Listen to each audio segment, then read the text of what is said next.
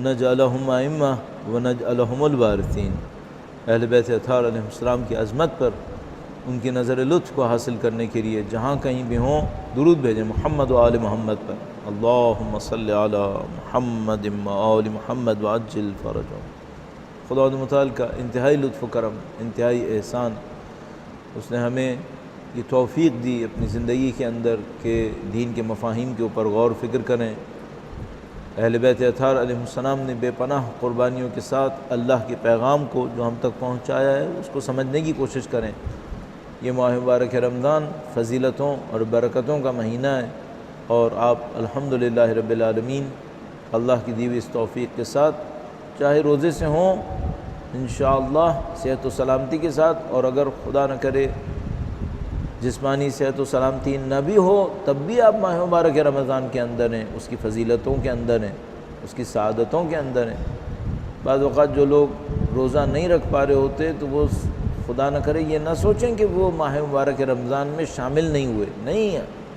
روزہ رکھنا ایک فضیلت ہے، ایک کام ہے، حکم خدا کو ماننا سب سے بڑی فضیلت ہے۔ جو خدا کا حکم تھا آپ اس کے اوپر عمل کر رہے ہیں، اگر خدا نہ کرے کوئی ایسی بیماری ہے جس کی وجہ سے روزہ نہیں رکھ پا رہے تب بھی آپ مطیع خدا ہیں، آپ خدا کی بندگی کے اندر ہیں، آپ ماہ مبارک رمضان کی فضیلتوں کو ویسے ہی حاصل کر سکتے ہیں جس طرح سے کوئی روزہ رکھنے والا حاصل کر سکتا ہے۔ تو اس سے آپ کے دل میں کوئی تنگی نہ آئے، آپ کے دل میں کوئی سختی نہ آئے کہ مثلا نعوذ باللہ تعالیٰ میں محروم رہ گیا، نہیں، خدا متعالیٰ آپ کو محروم نہیں کرے گا۔ شفا خدا کی طرف سے، بیماری خدا کی طرف سے، وَإِذَا مَرِضْتُ فَهُوَ يَشْفِينِ۔ تو آپ ماہ مبارک رمضان کے اس عظیم الشان موقع کو اپنے لیے کم مت سمجھیں اور اس سے بھرپور فائدہ اٹھائیں، اور سب لوگ جو باقی لوگ بھی ہیں وہ بھی۔ کل ہم نے دعائے افتتاح کے بعض جملات آپ کی خدمت میں عرض کیے اور اس کی تشریح عرض کرنے کی کوشش کی۔ ظاہر ہے کہ یہ جو وقت ہے یہ اس اعتبار سے کم ہے کہ جس کے اندر اس دعا کو بیان کیا جا سکے، اس کے حق کو ادا کیا جا سکے، لیکن صرف ایک تعارف کی حد میں۔ البتہ ظاہر ہے ہمارے علم کے اندر بھی کمی ہے، وہ تعارف سے زیادہ ہے بھی نہیں، لیکن یہ کہ جتنا بھی ہو بہرحال وقت کی محدودیت ان تمام چیزوں کو دیکھتے ہوئے بس تھوڑا سا ایک تعارف۔ ہم نے کل عرض کیا آپ کی خدمت میں کہ دعائے افتتاح کو دو حصوں میں ہم تقسیم کر سکتے ہیں۔ ایک حصہ وہ ہے جس میں توحید بیان ہوئی ہے، خدا سے اپنے رابطے کو بیان کیا ہے، اپنی کمی کوتاہی کا اعتراف بھی کیا ہے، خدا کی عظمت کو بیان کیا، اور عظمت خدا کے بیان کو کرتے کرتے اس جگہ پہ پہنچے جہاں سے دوسرا حصہ گویا شروع ہوتا ہے، جہاں سے نبوت کا بیان ہے، جہاں سے امامت کا بیان ہے۔ یہ بھی شاید ایک پوائنٹ ہے کہ جب آخری لمحات میں لائے دوسرے حصے سے پہلے تو خدا نے ذکر کیا کہ خدا وہ ہے جو ظالموں کو شکست دیتا ہے، جو سرکش اور نافرمان بادشاہوں کو ذلیل و خوار کر دیتا ہے۔ شاید اس بات پر اشارہ ہے کہ اگر آج دنیا کے اندر کوئی شخص نعوذ باللہ تعالی نبوت کے مقابلے میں، امامت کے مقابلے میں سمجھ رہا ہے کہ طاقتور ہے، تو اپنی زندگی کے دنوں کو گن لے، وہ فرعونوں کو اور نمرودوں کو شکست دینے والا ہے۔ دنیا کی طاقتوں کو کیسے بے بس کیا اس نے ایک وائرس کے ذریعے سے۔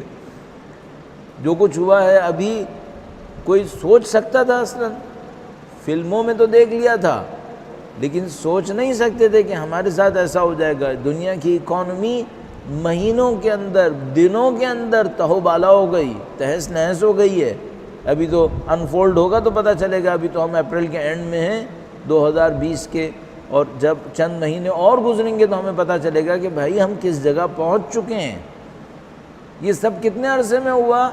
کچھ مدت کے اندر، کچھ دنوں کے اندر جنگیں ہوئیں، طوفان آئے، زلزلے آئے، کچھ نہیں ہوا۔ یہ خدا کا نظام ہے۔ اب کوئی یہ بولے کہ بھائی یہ انسانوں نے لیب میں بنایا تھا یا کسی اور نے چھوڑا تھا، ان کو چھوڑ دو کہ کہاں سے آیا تھا، لیکن رزلٹ دیکھ لو کیا ہوا ہے۔ رزلٹ یہ ہوا کہ سب بے بس ہو گئے، اور نہیں معلوم ابھی اس بے بسی کو ہم کہاں تک لے کر جائیں گے۔ اگر کوئی کہے بھائی کسی کی سازش ہے بھی، تو بھائی یہ ضروری نہیں ہے یہ سازش کرنے والے کامیاب ہو جائیں۔ مکروا مکر اللہ واللہ خیر الماکرین، نہیں معلوم خود ہی اپنے دام میں پھنس جائیں۔ تو خدا متعال کا نظام ہے باہر۔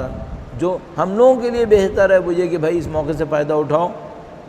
انشاءاللہ اگر یہ وقت وہ وقت ہو کہ جس میں امام کی تشریف آوری ہے، تو یہ ماہ مبارک رمضان فضیلتوں کا مہینہ موقع دینے والا ہے کہ اپنے آپ کو تیار کرنے امام کی تشریف آوری سے پہلے ایک ایسی جگہ پر کہ جہاں ندا ہمارے کانوں تک پہنچ بھی سکے اور اس ندا کا ہمارے دل پہ اثر ہو بھی سکے اور اس ندا کے اثر میں ہم امامت کی نصرت کے لیے پہنچ بھی سکیں انشاءاللہ تعالی۔ تو شاید ایک لنک بنتا ہے کہ آخری جملات میں خدا نے فرمایا کہ اس دعا نے فرمایا کہ الحمدللہ الذی من خشیتہ ترعد السماء وسکانها وترجف الارض وامارها وتموج البحار ومن یسبح فی غمراتها۔ یہ خدا وہ ہے، حمد اللہ کی، جس کے خوف سے آسمان اور آسمان والے لرزتے ہیں، کانپتے ہیں، زمین اور اس کے آباد کار دہل جاتے ہیں، سمندر لرزتے ہیں اور جو ان کے پانیوں میں تیرتے ہیں۔ حمد خدا کی جس نے ہمیں یہ راہ ہدایت دکھائی، الحمدللہ الذی ہدانا لہذا وما کننا لنہتدی لولا ان ہدانا اللہ۔ اگر خدا ہمیں یہ ہدایت نہ دیتا تو ہمارے بس میں نہیں تھا، ہمارے بس میں تو کچھ بھی نہیں ہے۔ اگر ایک مکین سے کچھ چھین کے بھاگ جائے تو یہ کچھ پکڑ نہیں سکتے، خدا متعال قرآن میں ارشاد فرماتا ہے کچھ نہیں کر سکتے یہ۔ الحمدللہ الذی یخلق ولم یخلق، یخلق ولم یخلق، خلق کرتا ہے اور وہ مخلوق نہیں ہے، یرزق ولا یرزق، وہ رزق دیتا ہے جبکہ کوئی اس کو رزق نہیں دیتا، یطعم ولا یطعم ویمیت الاحیاء ویحیی الموتى وهو حی لا یموت بیدہ الخیر وهو علی کل شیء قدیر۔ اس کے بعد نبوت اور امامت کا بیان شروع ہوتا ہے۔ اللہم صلی علی محمد عبدک ورسولک، اللہم صلی علی محمد وآل محمد۔ نبی خدا کی اوصاف کو بیان کیا گیا ہے اور نبی خدا کی اوصاف کا ذکر کرتے ہوئے ان کے ولی و وصی مولا امیر المومنین علی ابن ابی طالب علیہ السلام اللہم صلی علی محمد وآل محمد، ان کا تذکرہ کیا اور اس کے بعد تمام آئمہ کے اسماء مقدسہ بیان ہوئے۔ گویا جیسے میں نے کل عرض کیا تھا کہ توحید سے شروع کیا اور اس توحید اور خدا کی صفات کو بیان کرتے ہوئے اپنے خدا کے ساتھ ایک رابطے کو جوڑتے ہوئے خدا کی اس ہدایت کو حاصل کرنے کی کوشش کی جو اللہ نے نبی کے ذریعے سے بیان کی ہے۔ نبی کے ذکر کی برکتوں کو حاصل کرنے کے لیے جملات پڑھتے ہیں۔ خدایا اپنی رحمت نازل فرما نبی پر جو تیرے بندے، تیرے رسول، تیرے امانت دار، تیرے برگزیدہ، تیرے حبیب، تیرے پسندیدہ مخلوق میں پاسدار ہیں، تیرے راز کے پہنچانے والے ہیں، تیرے پیغاموں کے، ان پر رحمت نازل کر، نیکو ترین، زیبا ترین، کامل ترین، پاکیزہ ترین۔ اور اس کے بعد اور جملات ارشاد فرمایا۔ عربی کی ایک لطافت ہے اس لیے اس کو بھی عرض کروں۔ مبلغ رسالات ایک افضل و احسن و اجمل و اکمل و ازکا و انما و اطیب و اطہر و اسنا و اکثر ما صلیت و بارکت و ترحمت و تحننت و سلمت علی احد من عبادک و انبیائک و رسولک و صفتک، جو ان سب پہ بھیجا اس میں جو بافضیلت ترین درود و سلام ہے وہ نبی ان کی آل پر نازل فرما۔ اللہم صلی علی محمد و آل محمد۔ اس کے بعد مولا امیر المومنین کا تذکرہ فرمایا۔ اللہم صلی علی علی امیر المؤمنین، اللہم صلی علی محمد و آل محمد و وصی رسول رب العالمین عبدک و ولیک و اخی رسولک و حجتک علی خلقک و آیتک الکبریٰ و النبأ العظیم۔ ایک پوائنٹ میں بہت دفعہ عرض کرتا ہوں اور آپ کی خدمت میں دوبارہ عرض کروں گا، وہ یہ کہ عزیزان محترم، یہ جو میں اور آپ نماز کے بعد زیارتیں کرتے ہیں، ان موقعوں کو بہت غنیمت سمجھیں۔ آپ کھڑے ہیں، اللہ کے نبی کو سلام کریں، السلام علیکہ یا نبی اللہ، یا السلام علیکہ یا امیر المومنین ارشاد فرمانے، توجہ فرمائیے تاکہ انشاءاللہ نورانیت کے اس منبع سے ایک نورانیت کا فیض ہمارے اور آپ تک چاہے ان چند سیکنڈز کے لیے پہنچے۔ اگر کوئی شخص روزانہ 3-4 دفعہ 5 دفعہ اللہ کے نبی کو سلام کرے اور اللہ کے نبی کی طرف سے عنایت کی کوئی ایک لہر اس کی طرف اٹھے، مولا امیر المومنین کو سلام کرے، ان کی نورانیت کی طرف سے کوئی ایک لہر، کوئی ایک جھلک اس کی طرف اٹھ بیٹھے، تو یہ کافی ہے ہم لوگوں کے لیے۔ یہ پاکیزہ لمحات ہیں جو زیارت کے لمحات ہوتے ہیں، ان کو استفادہ کیا جائے، ان میں توجہ دی جائے۔ اور اس دعا افتتاح کے اندر یہی کیا، اور اس کے بعد ذکر فرمایا بی بی ام الائمہ فاطمہ زہرا سلام اللہ علیہا کا، اللہم صلی علی محمد و آل محمد۔ تمام آئمہ کا تذکرہ کیا اور اس کے بعد آخری امام کا تذکرہ کیا۔ میں ائمہ کا ذکر تبرکاً جلدی جلدی کرتا ہوں، اور دل دل میں درود بھیجتے رہیے گا انشاءاللہ، خدا متعال ثواب میں شامل فرمائے۔ وصلی علی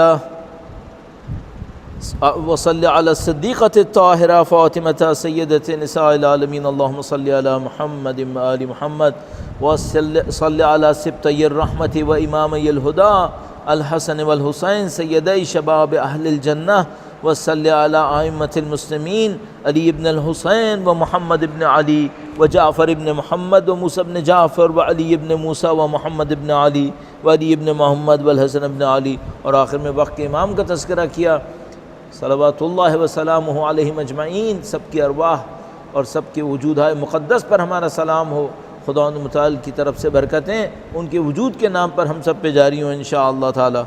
اس کے بعد توصیف جو فرمائی ہے ائمہ کی، وہ کیا فرمائی ہے؟ فرمایا حججک علی عبادک و امنائک فی بلادک، فرمایا یہ جو تیرے بندوں پر تیری حجتیں ہیں، یہ وہ ہیں جن کے ذریعے سے تو اپنے بندوں پر اپنی حجت پوری کرتا ہے۔ آج کوئی شخص یہ کہے کہ مجھے دین چاہیے تھا، اللہ کی حجت دلیل اس بندے کے اوپر قائم ہوگی، اور وہ کہے گا کہ کیا میں نے نبی اور اولیاء اور اوصیاء نہیں بھیجے تھے تمہارے لیے؟ کیا 12 ائمہ نہیں آئے تھے تمہارے لیے؟ کیا نبی کے بعد 200-250 سال تک کی سنت طاہرہ اہل بیت اطہار علیہ السلام تمہاری ہدایت کے لیے کم تھی کہ تم مجھ سے کہہ رہے ہو کہ ہدایت کہاں تھی؟ اللہ کی حجت پوری ہوتی ہے۔ امنائک فی بلادک، تیرے شہروں میں تیرے امین ہیں، امن دینے والے ہیں، جو مولا امیر المومنین سید الشہداء دونوں سے منقول کہ فرمایا کہ خدا جو کچھ ہم کر رہے ہیں وہ کیوں کر رہے ہیں؟ یامن المظلومون فی من عبادک، تیرے مظلوم بندوں کو پناہ ملے خدایا، ہم اس لیے کر رہے ہیں۔ یہ سب امین خدا ہیں، اللہ کے علم کے بھی امین ہیں، اللہ کے بندوں کے لیے امان خداوند متعال کی اوصاف کی تجلی ہے۔ فرمایا صلاۃً کثیرۃً دائم، اللہم صلی علی، وقت کے امام کا تذکرہ کیا ہے۔ میں معمولاً کوشش کرتا ہوں احتراماً کھڑا ہوں، لیکن چونکہ اس وقت شاید کھڑے ہونے کی پوزیشن میں نہیں ہوں، لہذا میں وہ جملات عرض نہیں کر رہا، اور امام کی توصیف کے لیے بیان کیا کہ یہ وہ ہیں یہ وہ عدل ہیں، یہ وہ ہیں جن کے اوپر امید قائم ہے، یہ عدل ہیں، یہ منتظر ہیں، خدایا ان کے گرد اپنے مقرب فرشتوں کا گھیرا ڈال دے، حفہ بملائکتک المقربین وَأَيِّدْهُ بِرُوحِ الْقُدُسِ یا رب العالمین، اے خدایا روح مقدس کے ذریعے سے ان کی تائید فرما، اللہ آمین۔ اللہم اجعلہ الداعی الی کتابک۔ اب یہاں سے جو حصہ شروع ہوتا ہے وہ وقت کے امام سے تعلق رکھتا ہے، اور یہ وہ نازک ترین حصہ ہے اس دعا افتتاح کا۔ ہمارا کنیکشن اپنے امام سے کیا ہو، یہ دعا افتتاح کا معرکہ ہے۔ میں تو ظاہر ہے میرے پاس ناقص جو بھی معلومات ہیں، میں اہل دعا بھی اتنا نہیں ہوں، لیکن جو میرا اندازہ ہے وہ یہ کہ شاید ہی کسی دعا کے اندر یہ کنیکشن اتنی خوبصورتی سے بیان ہوا ہو جتنی خوبصورتی سے اس دعا افتتاح کے اندر بیان ہوا ہے۔ امام کو ہم کس انداز میں دیکھیں، امام تشریف لائیں گے تو کیا ہوگا، امام سے ہمارا تعلق کیسا ہونا چاہیے، امام سے ہم کیا مانگیں اور امام کے لیے ہم کیا کریں، یہ سب اس دعا کے اندر ان حصوں کے اندر بیان ہوا ہوا۔ تو میں چند جملات آپ کی خدمت میں عرض کرنے کی سعادت حاصل کروں گا۔ اللہم اجعلہ الداعی الی کتابک، خدایا ان کو اپنی کتاب کی طرف دعوت دینے والا قرار دے۔ اچھا یہ جو جملات ہیں یہ کیا ہیں؟ یہ نہیں ہے کہ میں دعا کروں گا تو وہ ہو جائیں گے، ایسے نہیں، یہ دعا در حقیقت ہمیں یہ سمجھا رہے ہیں کہ ان کا کام ہے کیا۔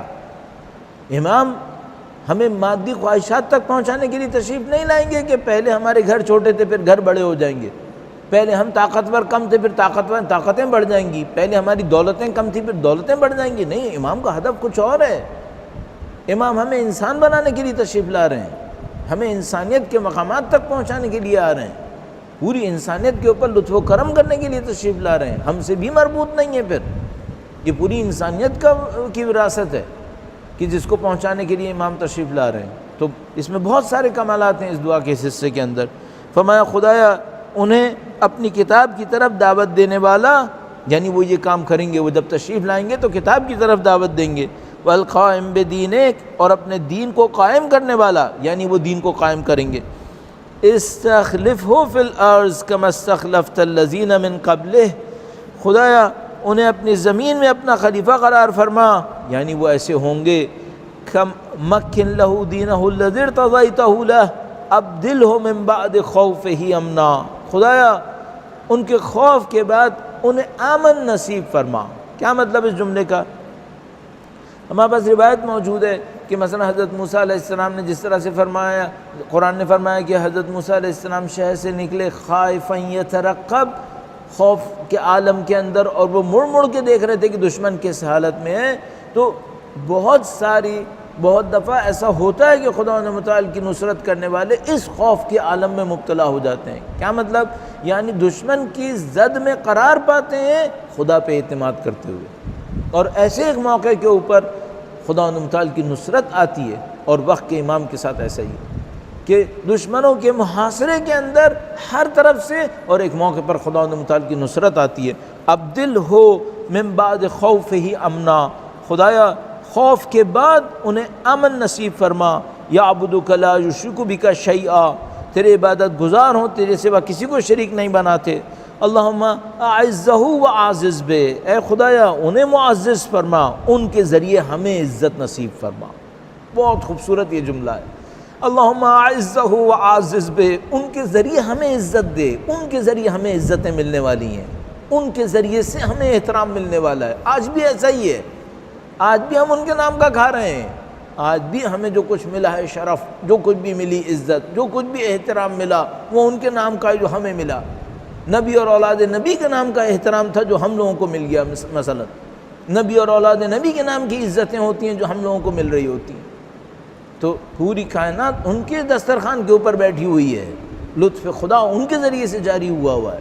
اب پتہ نہیں ہمارے ان جملات کو بعض دوست احباب کچھ اور سمجھ بیٹھتے ہیں، بعض اوقات اعتراض کرتے ہیں، لیکن یہ جملات لکھے ہوئے اللہم اعزہ وعزز بہ وانصرہ وانتصر بہ وانصرہ نصرا عزیزا وافتح لہ فتحا یسیرا واجعل لہ من لدنک سلطانا نصیرا۔ اس کے بعد جو امام کی تشریف آوری کے بعد ہوگا وہ کیا ہوگا، وہ بھی دعا کے ذریعے سے بیان ہوا۔ اللہم اظہر بہ دینک و سنت نبیک حتی لا یستخفی بشیء من الحق مخافۃ احد من الخلق، خدایا ان کے ذریعے اپنے دین اور اپنی نبی کی سنت کو ظاہر فرما، یہاں تک کہ حق میں سے کوئی چیز مخلوق کے خوف سے مخفی و پوشیدہ نہ رہ جائے۔ بہت دفعہ ایسا ہوتا ہے، حق ہوتا ہے لیکن مصلحتوں کی وجہ سے، مخلوق کی گمراہی کے خوف کی وجہ سے کہ کہیں مخلوق بالکل ہی آپے سے باہر نہ ہو جائے، وہ حق مکمل بیان نہیں کیا جا سکتا۔ لیکن اب وہ مرحلہ داخل ہوگا انشاءاللہ کہ امام تشریف لائیں گے، اور اس کے بعد لا یستخفی بشیء من الحق مخافۃ احد من الخلق، کہیں ایسا نہیں ہوگا کہ اب کسی مخلوق کے خوف سے کہ کہیں یہ گمراہ نہ ہو جائے، کہیں یہ تعدی نہ کرے، کہیں یہ نہ کرے وہ نہ کرے، کوئی حق چھپا رہ جائے، نہیں، اب حق کے آشکار ہونے کا وقت ہوگا۔ اور یہ جو اتنے 100 سال انتظار کرنا پڑا، وہ اسی خاطر انتظار کرنا پڑا کہ اب خدا متعال حق کو مخفی نہیں رکھے گا، اب تقیہ کا زمانہ نہیں ہوگا، بلکہ حق کھل کر سامنے آئے گا اور حق کو بیان کیا جائے گا۔ اس کے بعد وہ دعا ہے جو آپ نے یہاں پر پوسٹرز کے اندر بھی لکھی ہوئی ہے، اور یہ وہ دعا ہے کہ جس کے لیے یہ دعائے افتتاح شہرت پاتی۔ اللہم انا نرغب الیک فی دولۃ کریمہ، اے معبود ہم ایسی برکت والی حکومت کی خاطر تیری طرف رغبت کرتے ہیں، خدایا ہماری آرزو ہے ہمیں وہ حکومت نصیب فرما۔ یعنی امام کی حکومت کا ڈھانچہ کیا ہے، امام کی حکومت کے اہداف کیا ہیں، یہ سب اب بیان ہو رہے ہیں اس دعا کے اندر۔ اور ہم ابھی یقین فرمائیے، میں دسیوں دفعہ کہہ چکا ہوں، ہم لوگ خوش نصیب ہیں، ہمارے سامنے مثلا امام خمینی رہبر معظم سید مقامت اور دوسرے مراجع اعظام کی طاقت اور ہمتوں کے نتیجے میں ہم اس دور کے اندر ہیں جہاں پر الحمدللہ رب العالمین اہل بیت اطہار علیہ السلام کی چاہنے والوں کی طاقت کا دور ہے۔ ایران کے اندر ایک حکومت اسلامی تشکیل پائی ہوئی ہے، عراق کے اندر مراجع اعظام کی سرپرستی کے اندر ایک نظام تشکیل پا رہا ہے، اور بہت ساری جگہوں کے اوپر دشمنوں کی ناک رگڑ دی انہوں نے دین کی طاقت کے ذریعے سے اہل بیت اطہار کی نصرت کرتے ہوئے۔ یہ جملے آج سے 100 سال پہلے کوئی پڑھ رہا ہوتا وہ کیا سوچ رہا ہوتا، ہمارے پاس کچھ بھی نہیں ہے، آج ہم خوش قسمت ہیں، ہم ان جملوں کو پڑھ رہے ہیں، یوں لگ رہا ہے جیسے الحمدللہ زمینہ ہموار ہو چکا ہے، اب امام کے آنے کی دیر ہے انشاءاللہ۔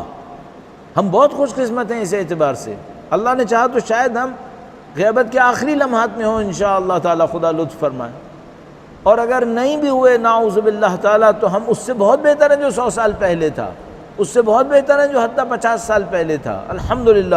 اگر ہم آج کہہ رہے ہیں اللہم انا نرغب الیک فی دولۃ کریمہ، ایک جھلک ہمارے پاس ہے جس سے ہمیں سمجھ میں آتا ہے دولت کریمہ کا مطلب کیا ہے۔ تو عز بها الاسلام و اہلا، جس کے ذریعے اسلام کو عزت ملے، اہل اسلام کو قوت اور طاقت ملے۔ تو ذل بها النفاق و اہلا، جس کے ذریعے اہل نفاق و منافقت کو ذلت ہو۔ اس میں ہمارا کردار کیا ہوگا؟ یہ بہت خوبصورت دعا کا حصہ ہے۔ یہ تو وہ حکومت ہے جو بننے والی ہے، تو عز بها الاسلام و اہلا و تذل بها النفاق و اہلا، ہمارا کردار کیا ہو؟ اور یہ حتیٰ اس حکومت سے پہلے شروع کیا جا سکتا ہے۔ وَتَجْعَلُنَا فِيهَا مِنَ الدُّعَاةِ إِلَىٰ طَاعَتِكَ، خدایا ہمیں اس حکومت کے اندر طاقت کے مزے لینے والوں میں سے قرار نہ دے کہ جو طاقت کے انتظار میں بیٹھے ہیں، خواہشات کے پورے ہونے کے انتظار میں بیٹھے ہیں، نعوذ باللہ تعالی۔ نہیں، اس حکومت میں ہمیں اپنے اطاعت کی طرف بلانے والے، اپنے راستے کی طرف رہنمائی کرنے والے قرار دے، ہمیں ان لوگوں میں سے قرار دے جو اس حکومت کے اندر رہ کر تیرے نظام کی طرف لوگوں کو بلا سکیں، تیری اطاعت کی طرف لوگوں کو بلا سکیں۔ اور یہ کام وہ ہے جو ہمیں ابھی شروع کرنا ہوگا، یعنی ہماری زندگی چاہے ابھی اس دور میں ہو جب وہ حکومت نہیں ہے امام وقت کی، تو ہماری زندگی کیا کرے؟ تجعلنا فیہا من الدعاة الی طاعتک، ہم ان لوگوں میں سے بنے جو لوگوں کو تیری اطاعت کی طرف بلاتے ہیں، والقادۃ الی سبیلک، لوگوں کو تیرے راستے کی طرف رہنمائی کرتے ہیں، ہمیں ان میں سے قرار فرما۔ یہ زندگی کا ہدف بنتا ہے، یہ زندگی کا مقصد بنتا ہے۔ زندگی جانوروں کے لیے کی طرح تو نہیں ہے کہ کھانا ہے، پینا ہے اور سونا ہے، اٹھنا ہے اور اس کے بعد زاد و ولد اور معاملہ ختم۔ نہیں، خدا متعال چاہتا ہے کہ تم دین کی ہدایت میں قرار پاؤ، اولیاء اوصیاء کے نقش قدم کے اوپر چلو، جس طرح سے وہ خدا کے دین کی طرف لے کر آ رہے تھے لوگوں کو، تم بھی لوگوں کو دین کی طرف لے کر آؤ۔ وَتَرْزُقْنَا بِهَا كَرَامَةَ الدُّنْيَا وَالْآخِرَةِ، خدایا دنیا اور آخرت کی کرامت اس حکومت کے ذریعے سے ہمیں نصیب فرما۔ یہ دعا بتا رہی ہے کہ دیکھو کچھ کرامتیں ایسی ہیں جو بغیر اس مرحلے کے نصیب نہیں ہو سکتی ہیں، یہ مرحلہ چاہیے ہوگا ان کرامتوں کے لیے۔ ایک دفعہ ہوتا ہے ذاتی تقویٰ کی بات ہوتی ہے، ذاتی پرہیزگاری کی بات ہوتی ہے، ہر دور میں ممکن ہے۔ کچھ کرامتیں ایسی ہیں جو اس حکومت کے ذریعے سے نصیب ہونی ہیں۔ ترزقنا بہا کرامت الدنیا والآخرہ۔ اس کے بعد بہت خوبصورت ایک جملہ ہے جو انسان کی انانیت کے اوپر بعض اوقات بہت بھاری ہے، لیکن بہت خوبصورت جملہ ہے۔ اللہم ما عرفتنا من الحق فحملنا وما قصرنا عنہ فبلغنا، خدایا جس حق کی تو نے ہمیں معرفت کرائی اس کے تحمل کی توفیق دے، اور جس سے ہم قاصر رہے اس تک پہنچا دے۔ کچھ حق ایسا ہے جو ہم تک پہنچ گیا ہے لیکن اٹھانے کی طاقت نہیں ہے ہمارے اندر، ہماری نفس پرستی رکاوٹ بنی ہوئی ہے۔ مثلا میں جانتا ہوں کہ یہ آدمی اچھا ہے، حق اس کے پاس ہے، لیکن میں اپنے اندر طاقت نہیں پاتا کہ اس آدمی کا ساتھ دوں۔ کیوں؟ میری نفسانیت آڑے آئی ہوئی ہے، میری انا پرستی آڑے آئی ہوئی ہے۔ امام فرمانے خدایا ما عرفتنا من الحق فحملنا، خدایا ہمیں اس حق کو اٹھانے کی طاقت دے جو تو نے ہمیں پہچان دے دی ہے، اور اس کے بعد کچھ حق ایسا ہے جو مجھ سے رہ گیا ہوگا۔ میں عقل کل تو نہیں ہوں، کچھ چیزیں میں نے پہچان لی ہیں، کچھ چیزیں میں نے نہیں پہچانی ہوں گی۔ پتہ نہیں کتنے لوگ ایسے ہوں گے جو ابھی تک بہت سارے اولیاء اور اوصیاء کے بارے میں اچھی نظر نہیں رکھتے ہوں گے۔ اس دعا کو مانگیں کہ خدایا جس حق تک تو نے مجھے پہنچا دیا ہے اسے اٹھانے کی طاقت دے، اور جس حق تک میں نہیں پہنچا ہوں وہ مجھ تک پہنچا دے۔ اللہم ما عرفتنا من الحق فحملنا وما قصرنا عنہ فبلغنا۔ یہ بڑی وسعت چاہیے انسان کو۔ جو انسان اپنے آپ کو عقل کل سمجھتا ہو وہ یہ جملے کیسے کہے گا کہ وہ قبول کریں گے ہاں ابھی گنجائش ہے، کچھ حق ایسا ہے کہ جو مجھ تک نہیں پہنچا، میں نہیں سمجھ پایا اسے۔ خدا سے کہوں کہ خدایا مجھے سمجھنے کی طاقت دے۔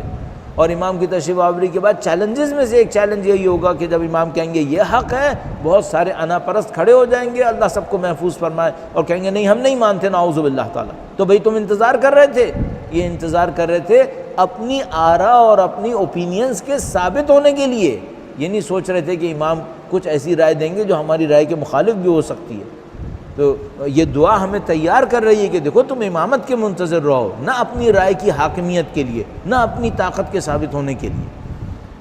اس میں تواضع چاہیے انسان کو، علمی اور عملی تواضع چاہیے کہ وہ امام کے سامنے اپنی گردن کو جھکائے رکھے۔ اللہم ما عرفتنا من الحق فحملنا وما قصرنا عنہ فبلغنا۔ اور اس کے بعد دعا امام کے نام کے ذریعے سے ہے اور یہ اہداف بتاتی ہے۔ اللہم المنبہی شاہسنا، خدایا ان کے ذریعے ہم بکھروں کو جمع کر دے۔ شاید یہ دعا ہمیں بتا رہی ہے کہ تمہیں یہ کر لینا چاہیے اپنے امام کے نام پر، اپنے امام کے نام پر تم بکھرے ہوئے ہو تو جمع ہو جاؤ۔ یعنی یہ بتا رہی ہے دعا شاید ہمیں کہ اگر تم کو چاہیے کہ غیبت ختم کرو تمہیں یہ کام کرنے پڑیں گے۔ اللہم المنبہی شاہسنا واشأب بہ صدعنا، ان کے ذریعے ہمارے جھگڑے ختم کر دے۔ ورتق بہ فتقنا، ان کے ذریعے ہماری پریشانیاں دور کر دے۔ وکسر بہ قلتنا، اگر ان دعاؤں کے اندر ربط ہو اور عقل مند کی گفتگو کے اندر ربط ہوتا ہے، یقیناً ان دعاؤں کے اندر ربط ہے، تو یہ جو کہا کہ خدایا کسر بہ قلتنا وعازز بہ ذلتنا اغن بہ عائلنا، خدایا ان کے ذریعے ہماری قلت کو کثرت، ذلت کو عزت میں بدل دے۔ یہ کب ہوگی؟ جب ہم ان کے ذریعے سے اپنے بکھروں کو جمع کریں گے، اپنے جھگڑوں کو ختم کریں گے اور اپنی پریشانیوں کو ان کی وجہ سے دور کریں گے۔ جب ہم یہ کریں گے کسر بہ قلتنا عازز بہ ذلتنا، اور اگر خدا نہ کرے ہم نے نہیں کیا تو یہ ذلتیں باقی رہ جائیں گی، اور نعوذ باللہ تعالیٰ اگر ہم اسی حالت میں رہے تو کل امام کے سامنے ہمیں جواب دینا پڑے گا کہ تمہاری وجہ سے معاشرے میں فساد تھا، تمہاری وجہ سے معاشرے کے اندر اختلاف تھا، نعوذ باللہ تعالیٰ، اس کا ہمیں جواب دینا پڑ جائے گا۔ اور کہنا آسان ہے اور کرنا بہت سخت ہوگا۔ اغن بہ عائلنا، خدایا ان کے ذریعے سے ہماری ناداری کو توانگری میں، واخذ بہ مغرمنا، جو ہمارے اوپر بوجھ ہے اس کو ان کے ذریعے سے ختم کروا۔ واجبر بہ فقرنا، جو ہماری کمی کوتاہی فقر ہے وہ ان کے ذریعے سے جبران کر دے۔ سد بہ خلتنا یسر بہ اسرنا، ان کے ذریعے ہماری مشکلوں کو آسان کر۔ بیض بہ وجوہنا، اور ہمارے چہروں کو ان کے ذریعے سے نورانی کر دے۔ یہ دنیا سے آخرت تک کے سارے اہداف بیان ہو گئے۔ اس دعا کی خوبصورتی یہاں پر ہے، کمال یہاں پر ہے، کہاں سے شروع کیا اور مراحل سے گزارتے ہوئے وقت کے امام تک، اور امام سے لے کر دنیا کے اس اختتام تک۔ فکا بہ اسرانا، ہمارے قیدیوں کو آزادی و رہائی نصیب فرما۔ وانجح بہ طلبتنا، ہماری حاجات بھر فرما، اور ہمارے وعدے نبھا دے۔ واستجب بہ دعوتنا وآت بہ سولنا وبلغنا بہ من الدنیا والآخرۃ اعمالنا، دنیا اور آخرت میں جو کچھ ہماری امیدیں ہیں ہمیں ان کے ذریعے سے پوری کر دے۔ خدا بتا رہا ہے کہ دیکھو تم اگر حجت کا ساتھ دو گے تو یہ سب کچھ ہو جائے گا۔ بی بی نے ایک جملہ ارشاد فرمایا تھا مدینہ کے اندر کہ جب امیر المومنین کا حق غصب ہوا اور مدینہ کے لوگ ان سے ملنے کے لیے آئے تو بی بی نے کہا اگر تم نے علی کا حق دیا ہوتا تو کیا ہو جاتا، سب کو حق مل جاتا، سب دین کے اندر رہنمائی پاتے۔ اب تک وہ جملے ہمارے اوپر قرض ہیں، اب تک وہ جملے ہمارے اوپر بوجھ ہیں کہ اگر تم یہ کر لیتے تو دیکھو یہ سب کچھ تمہیں نصیب ہو جاتا۔ انشاءاللہ خدا اتنے برسوں کی اور اتنی صدیوں کی زحمتوں کے بعد انشاءاللہ اس حق کو ادا کرنے کی سعادت ہمیں نصیب فرمائے انشاءاللہ۔ الہی آمین۔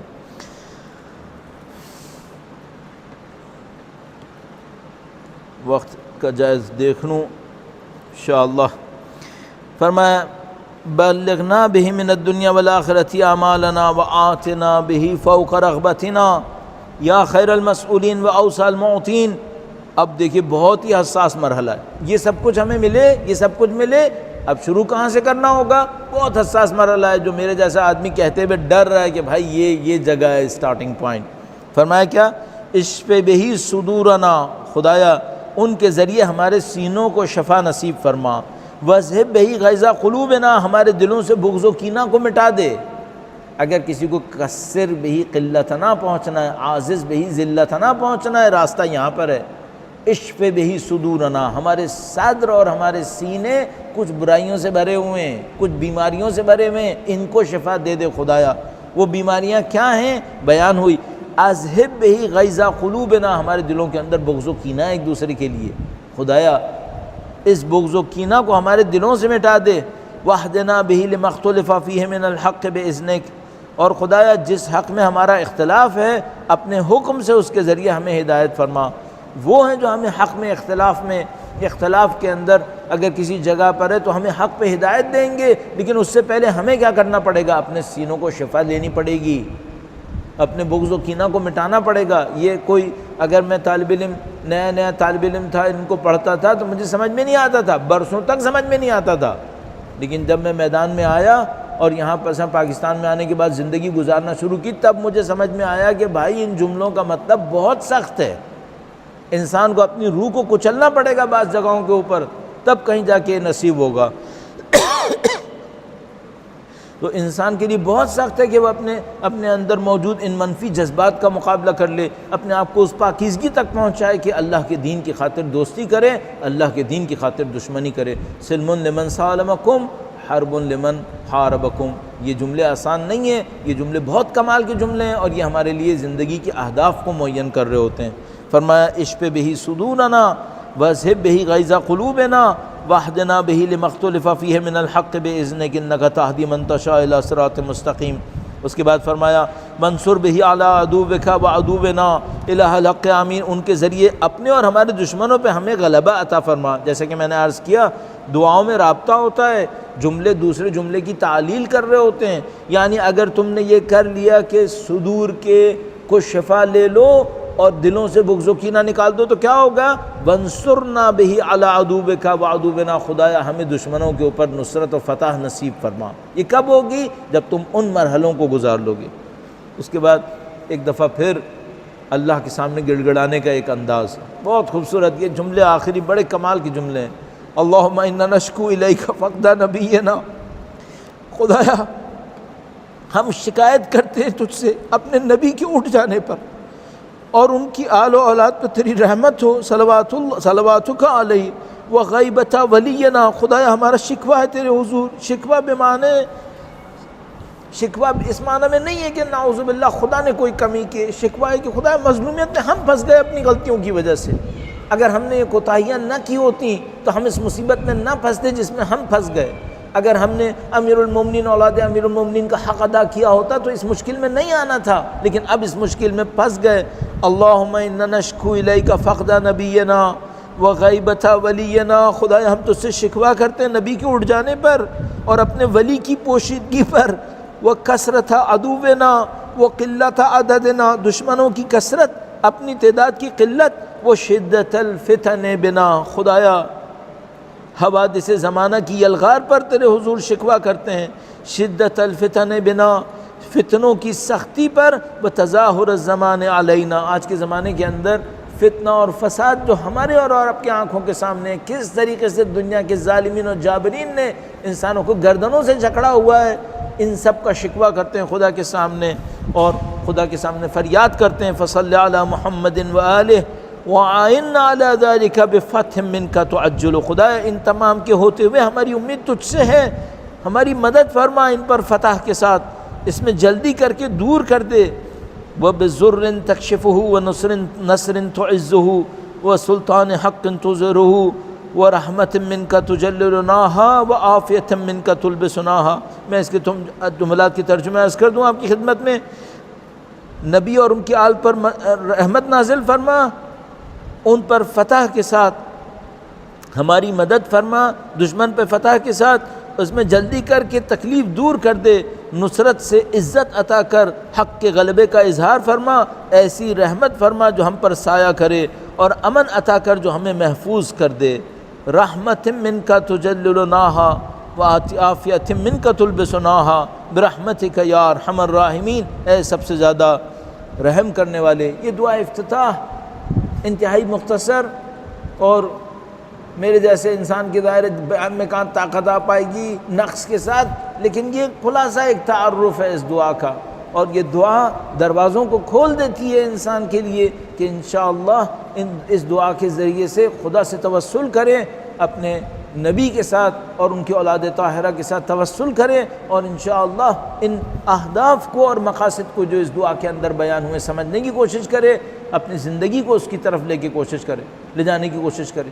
ان دعاؤں میں بہت رابطے ہیں، میں نے چند رابطوں کو عرض کرنے کی کوشش کی، اگر آپ توجہ کے ساتھ پڑھتے رہیں گے تو اس نورانی کلام کی نورانیت آپ کے اور ہمارے قلب کے اندر بہت سارے اور مفاہیم کو واضح کرے گی، اور انشاءاللہ اس کے ذریعے سے ہماری ہدایت میں بھی اضافہ ہوگا، ہماری نورانیت میں بھی اضافہ ہوگا، اور ماہ مبارک رمضان کی برکتیں نصیب ہوں گی۔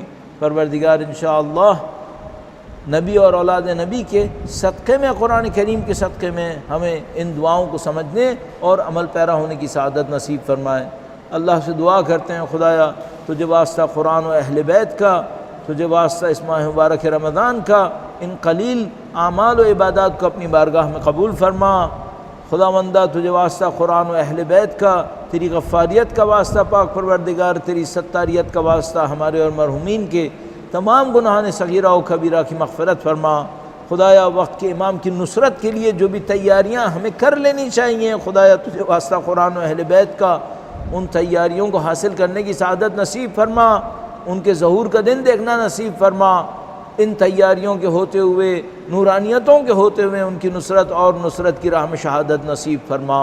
ربنا تقبل منا انک انت السمیع العلیم وتب علینا انک انت التواب الرحیم بجاہ محمد وعترتہ الطاہرین۔ اللہم صل علی محمد وآل محمد۔